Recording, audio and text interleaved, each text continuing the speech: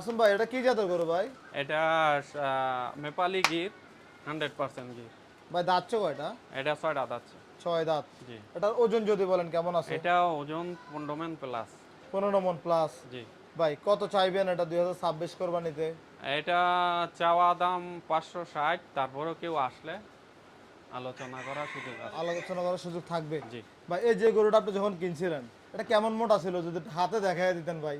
এটা মোটা বলতে মোটা ছিল ওই সময়, থাকলো এখন থেকে কমা ছিল। অবশ্যই ভালো হয়েছে আনার পরে, কারণ আমি এটা তো 8 মাস ধরে লালন পালন করতেছি। তার মানে অনেকটাই পরিবর্তন আসছে। অনেকটাই পরিবর্তন আসছে। ভাই অনেকে তো ঝিঙ্ক খাওয়ায় শরীর যাতে পশমটা সুন্দর হয়। হ্যাঁ, হ্যাঁ, হ্যাঁ। আপনি কি কি দিচ্ছেন না, আমি ভিটামিন গুলো? এগুলা কোনো কিছুই খাওয়াই না। আমি সাধারণভাবে আগের দিনের মানুষে যেভাবে ঘাসের উপরে পালতো, ঘাস, ভুসি এবং সয়াবিনের ভুসি, ভুট্টা, কুড়া থাকলে কুড়ো আমি খাওয়াই, সয়াবিনের ভুসি আছে, এইগুলা দিয়ে।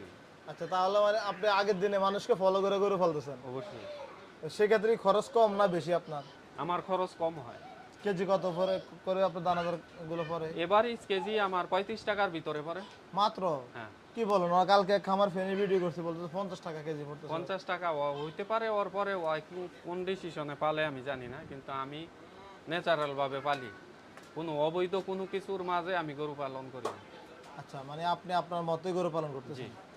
হ্যাঁ মাশাআল্লাহ, সুন্দর সুন্দর গরু আপনারা চাইলে 26 কোরবানির জন্য এই যে মাসুম ভাইয়ের খামার থেকে নিতে পারবেন। এমনকি প্রতি বছরে মাসুম ভাই সুন্দর গরু তৈরি করতেছে আপনাদেরকে দেওয়ার জন্য। মাশাআল্লাহ।